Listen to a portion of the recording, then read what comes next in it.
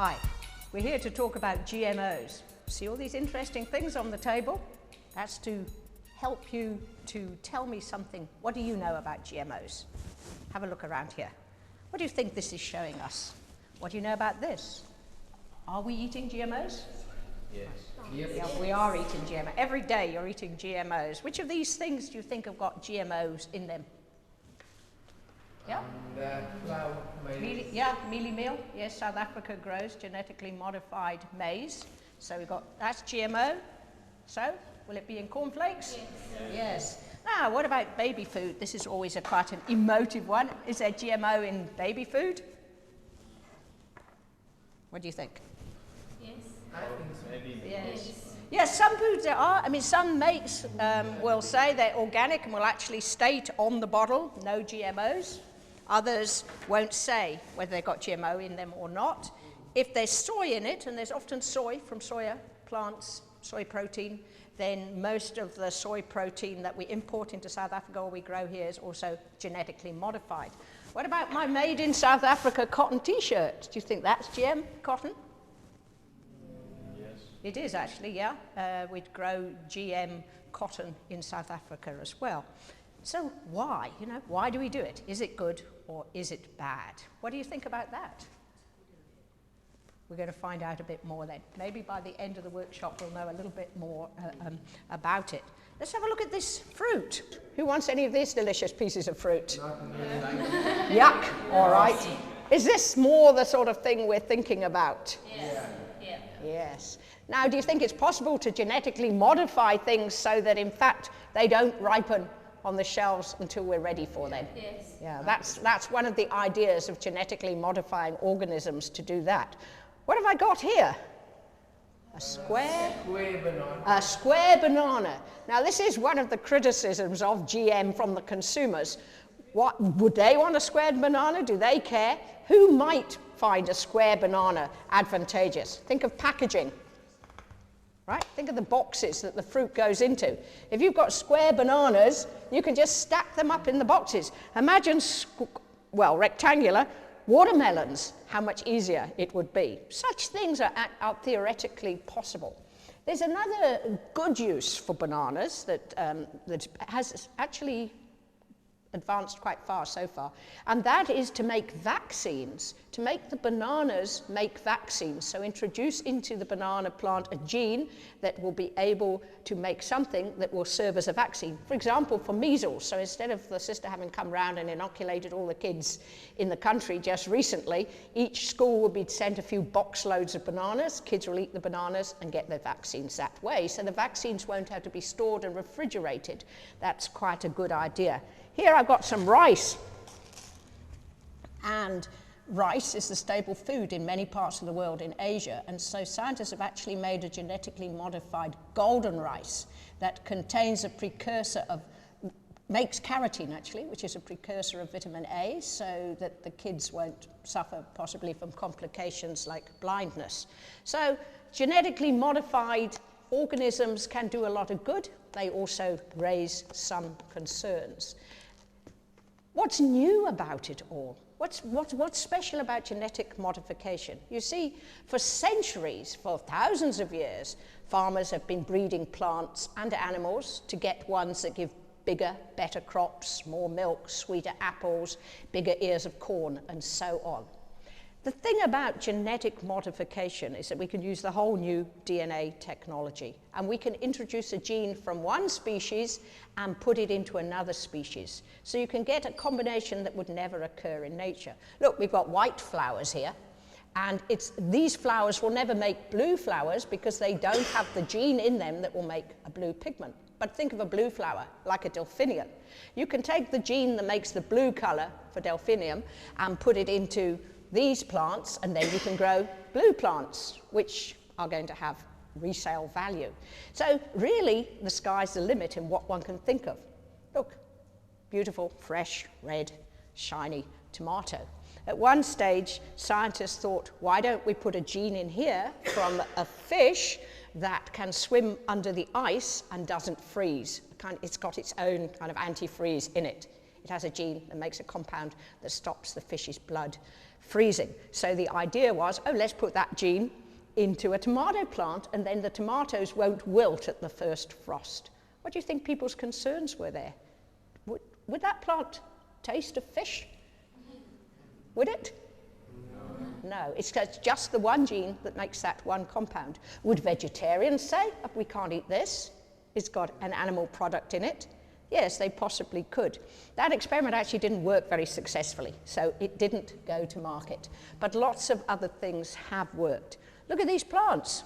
Say they were a crop plant. Say this was a mealy leaf. What's the problem here? Yeah, so what's been happening to it? Yeah, insects are eating it. So as you know, crops are sprayed with insecticide. Here's my Wonder Garden gun.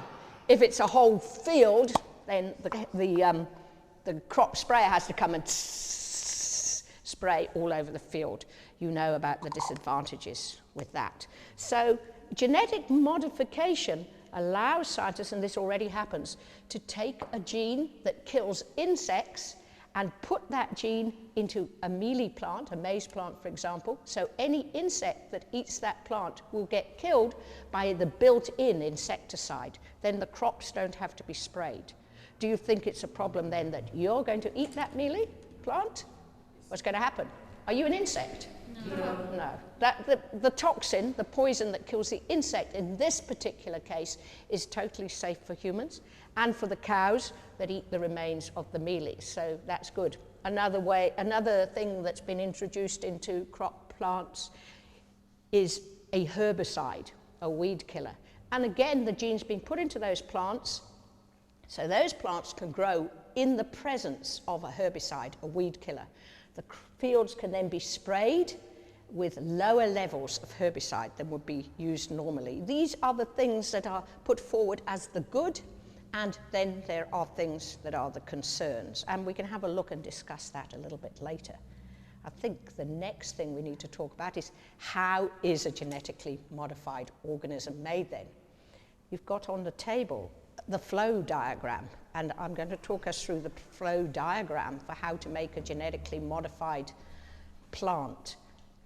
And I'm going to ask you just now to design your own genetically modified plant. So you can already be thinking about that. What sort of desirable characteristic, one calls it a trait, would you like to introduce into something? Look, we got some innocent goldfish lying there. Actually, genetic modification can happen in animals as well, and they've introduced a gene that makes a fluorescent protein into some species of fish for tanks and goldfish bowls, and so those fish will fluoresce in certain lights. So you can imagine that's a must-have for somebody who's got everything else. You can now have fluorescent fish, for example. But let's talk about something that is useful, that a lot of effort's being put into this. Let's pretend, here's our maize plant. Now, this maize plant needs to grow under certain conditions, and it actually needs quite a lot of moisture, and you hear every year the big problems because the rains have failed. So what about if we could introduce a gene into it that would allow it to grow in more arid conditions, like our cactus here? And when you look at the flow chart you've got there, you'll see we've got a side that I call the donor plant. That is the cactus that you can see in your drawing.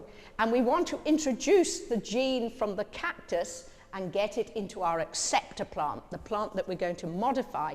So the mealy will be able to grow in more arid areas, so the farmers will be able to farm on what's called marginal land, and we'll be able to produce better crops and have less disasters than we have with food. So that is one of the ideas. And I'm just going to talk you through how a genetically modified organism is made before you design your own for me. It's quite a complicated process. And the first thing we do is identify our donor plant and extract DNA from it. The DNA is extracted, one has the strings of DNA. And this is going to represent a string of plant DNA. And on it, these beads represent the genes. And there's maybe 30,000 or 40,000 different genes in the genome. That means the total content of DNA, all the chromosomes. Imagine all the chromosomes are here. And we need to know which gene on here it is that will confer drought resistance to our maize plant. The way we know which gene to use to take out is actually the science of bioinformatics. And I'm going to talk about bioinformatics later. But there are ways to identify the genes here. And let's say that that science tells us that the gene we need is this little orange gene that you can see in the middle here. And we need to cut that gene out of the DNA and put it into the mealy plant. Sounds easy, doesn't it? It's black box technology. Right, so the way this gene gets cut out is by using molecular scissors. They're called restriction enzymes. They're enzymes that exist in some bacteria and which scientists use. So this is really high-tech biotechnology. And scientists use the restriction enzyme, represented by these scissors here, to cut the DNA strand to release the gene that I want. And the rest of it, I don't need. This is the gene that I've got to put into the maize plant. Now you can imagine, I can't just throw it at a maize plant. How am I going to get it into a maize plant? So now quite a lot of manipulation has to be done. Biotechnology, plant molecular biology. One of the things the scientists do is make lots and lots of copies of this gene, first of all, using a process called PCR, polymerase chain reaction. And they're doing all this in those little tubes, like I showed you before, in the laboratory. And so what they would have in the end is maybe 1 million molecules in their little tube. I'm just representing 2 of them here. So we made lots and lots of copies of the gene that we want to introduce into the maize plant. So if you're following me down here, you'll see we've chosen our plant, we've got out the DNA, we've cut out our chosen gene, which is the orange gene here. Now, we can't just throw it into the maize plant. We've got to introduce it into something we call a vehicle. The name for it is a vector that allows it to be carried, because vector meaning carrier, allow it to be carried into the maize plant. And the vectors we use, I'm representing here in this little bucket, but it would be in those tiny little tubes. And these are also DNA. And these are circles of DNA, which have actually originally come from bacteria. And again, biotechnology has allowed us to use them in the laboratory. The nice thing about DNA is DNA is DNA is DNA. Whether it comes from a bacterium or a plant or an animal, it's that same basic structure. And so I can use these plasmids as the vehicle to introduce the DNA into a maize plant. Scientists have come up with a few other little tricks as well. So they'll have thousands of these little plasmids, and they have already engineered the plasmids to look something like this. They've introduced some more genes onto the plasmids. This represents a gene, and this represents a start and a stop signal. So this gene will get read in the plant it's going to be put into. That's this part of your picture. This represents it linearized, cut open like that. So there's the chosen gene, and there's its start signal and its stop signal. Now, what we have to do is join the gene we want to introduce into the plant with this. And that's also all part of molecular biology. It's quite clever because this has little sticky ends that will attach to this. And so I represent it by tying it up like that. And the other end, it's actually an enzyme called a ligase that joins them together like this. And so now we've got this structural circle structure. And it's got the gene we want, and it's got a special marker gene that will allow us to recognize the maize plant that has got this in it. So this is what I'm representing here. I'm calling it a DNA cassette. And now this is ready to be put into the maize plant. How? How do we do that? That's the second step of this process, and this is what I'm talking about on the other side here. This is a process known as plant tissue culture, also biotechnology. If one takes the growing tip of any young plant and pulls the growing tip out, and puts it into a Petri plate, which I'm representing by this little container here, in the laboratory, and gives it the right nutrients and puts it in the right light and the right temperature, the cells at the damaged tip divide and divide and divide to form something we call a callus, which is to plug the wound, basically. It's like a blood clot, but for a plant, and it's cells. And I'm going to represent it in this dish by this little green blob, which is Play-Doh. But think about it as being thousands and thousands of plant cells. And now what we have to do is shoot, and that's really how it happens, shoot this into our plant cells. So we will have taken a growing tip of a nice young fresh maize plant, not one that looks like this, and put it into a dish with the right nutrients and let it grow this mass of cells. And now we shoot into this mass of cells our recombinant molecule, ultimate high-tech biotech. And I'm going to represent it by using this gun here. If you look on your chart, you'll see a gene gun is used. It's quite a sophisticated piece of apparatus, of course. But for the sake of our simulated experiment here, I'll attach my recombinant molecule to my gene gun. Here's my callus tissue.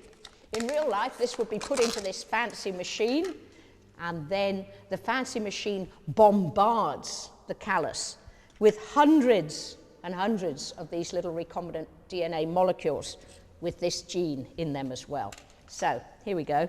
For my simulation, I'm going to shoot my recombinant molecule into there we go. And it's shot the DNA that I want, the gene that I want to put in there. It shot it, more than one, thousands of them will all have bombarded it, and several of them will have gone in. And then I take the whole mass of tissue and put it into another little Petri plate. I add nutrients, the right nutrients to it. I add nutrients that encourage shoot and root growth, plant hormones. And in a certain period of time, what will happen is little green plantlets, these are meant to represent maize plantlets, will grow up. And you see the little orange bead in them? That's representing the gene. And every cell will have a gene inside it. Now, obviously, I can't represent it here. So this plant has now got the gene in it that we've taken from cactus, and it will confer, we hope, a resistance to drought. The marker gene that I mentioned will have just been used as part of the experiment and part of the manipulation to make my chances of this happening higher. Once I've got the little plantlets like that, I can pick them out with tweezers under sterile conditions. So we'll be doing that. So I'll pick one out. I need one with the gene in it. Pick it out and plant it in little jars like this. Put them in the light at the right temperature in the greenhouse. And I'll put each plantlet in its own little jar. And then if my experiment is successful, I will have all these little jars, and these are clones as well, because they're all the same genetically as each other, and they will be grown up in the greenhouse and subsequently planted out in the field for field trials. And if we're lucky, we're going to have this new mealy plant that's going to grow very happily in the Kalahari Desert. So that's how genetically modified organisms are made. Now, what I want you to do is design your own plant together. Introduce some characteristic into a crop plant, or anything you like, actually, that you think will be marketable. So now I need you to discuss some ideas. Right. Yes, son, I bought you some soggy spinach. You hate spinach. Oh, but don't worry, it's strawberry flavour. Don't lie. No, try. Wonder how that happened. Well, what the scientists did was take the gene that gives us the strawberry its flavour and put it into the spinach plant, which then gives the spinach a strawberry flavour. Hence, the spinach was genetically modified to taste like a strawberry.